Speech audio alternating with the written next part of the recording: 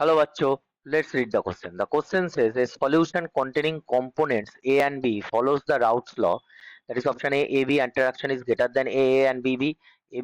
Option B, AB attraction forces is less than AA and BB. Option C, AB attraction forces remain same as AA and BB.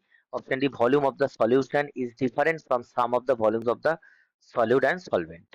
Now, the key concept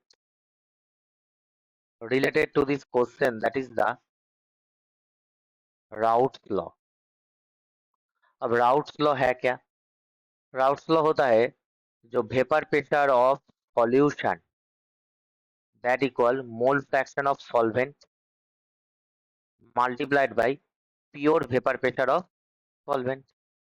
ठीक है, अब क्या है, routes law का deviation होता है, deviation of routes law होता है किसमें? वो डिपेंड करता है सॉल्यूट और जो सॉल्वेंट है इसके इंटरेक्शन के ऊपर। ठीक है, लाइक अगर सॉल्यूट ए और सॉल्वेंट है बी, ठीक है, उसमें आपस में इंटरेक्शन है ए एंड बी बी।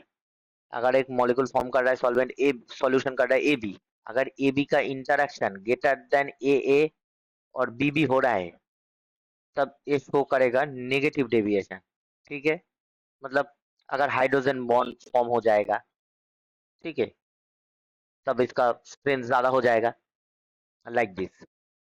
सिमिलरली अगर ए इंटरेक्शन, सिमिलरली ए और बी अगर ए बी फॉर्म कर रहा है, so A B interaction is less than A और बी बी, तब ये शो करेगा पॉजिटिव डेविएशन। ठीक है,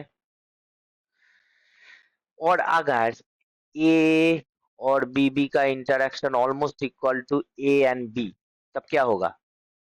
फॉलोइंग राउट्स लॉ।